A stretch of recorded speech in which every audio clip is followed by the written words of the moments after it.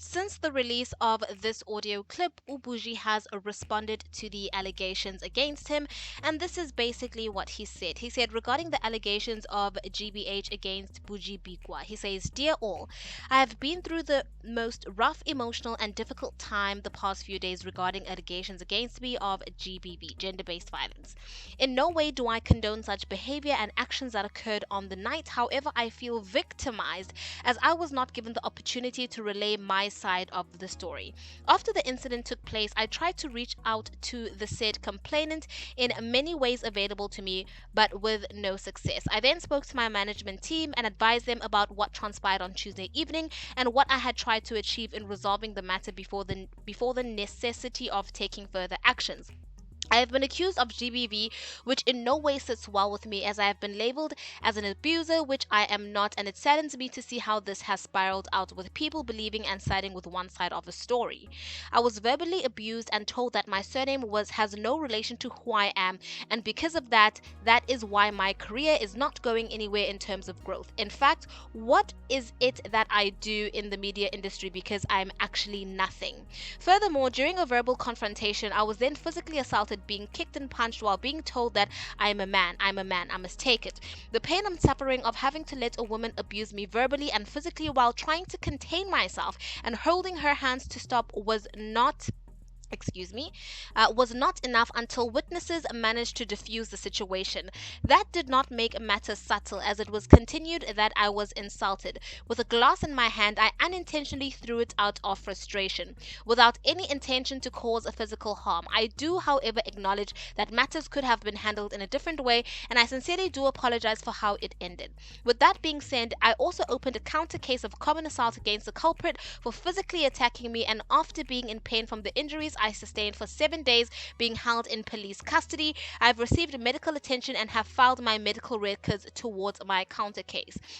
I do trust and believe that justice will be fairly served, and ask that speculations be just that, as the matter is being handled by law enforcement and further investigations are still underway. During this difficult time, I request space and respect on the matter and will reserve further comment on this platform." And then he signs out with Buji. So that is the statement that was released by Buji in regards to the case that has been opened against him, obviously of assault. People in South Africa saying that it should actually be attempted murder, judging from a photo that has been shared of Boity after the confrontation wearing a bloodied, very, very bloodied white shirt. And people are saying on those grounds it should actually be attempted murder and not common assault. And basically, it's really sad to see two people fighting. Obviously, there's so many different layers to what has happened between Boity Thulo and also between Buji, and nobody really knows what happened, but the proof of it is in the pudding. The proof of it is in the pudding, and based on Boity's very bloodied white shirt, we can see that Buji actually did cause bodily harm.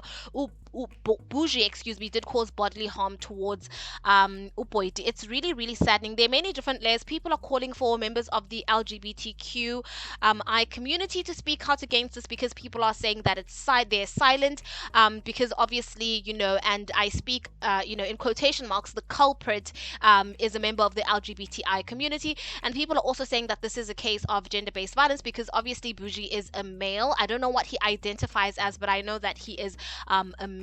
I do speak under correction, and Boity is a woman, right? So they're saying it's a case of gender-based violence, and people are actually really calling the South African authorities to action and saying that much has to be done regarding the situation that has transpired between Boity and Buji.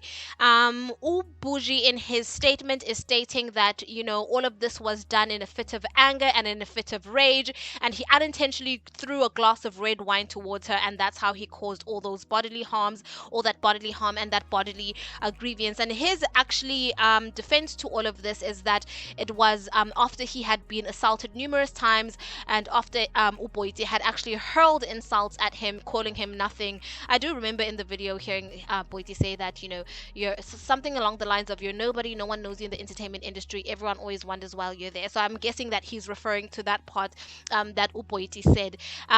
So that's his defense. I really do somehow think that he's trying to excuse his actions and excuse what happened that night, and I think that anybody in his shoes, not that I'm condoning what he's doing or what he did or what he's saying, but I do think or know that anybody in his shoes would have actually done the same. It's actually, nature, your natural instinct to try and defend yourself in a situation such as this.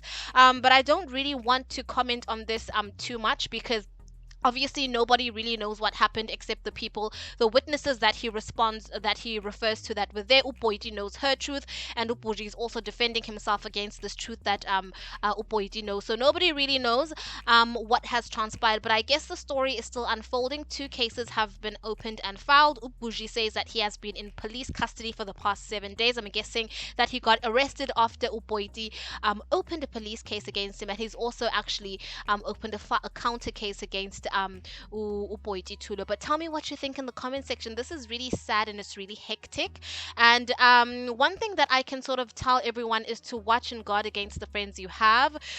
For me personally, and I know for a lot of the people on social media, we were just shocked to see that there was actually a voice recording of everything that happened. Like, imagine you're chilling with your friends, you're drinking, you're having a good time. Well, your supposed friends, you're thinking that everyone is sort of in the state of mind that you're in, but at the moment things start to get heated, in the moment an argument transpires or breaks out, you have these so-called friends that are actually recording everything happening, secretly doing so, I believe, instead of actually trying to help and trying to mediate the situation, which is really sad. So that's the one lesson that everyone should take away from this.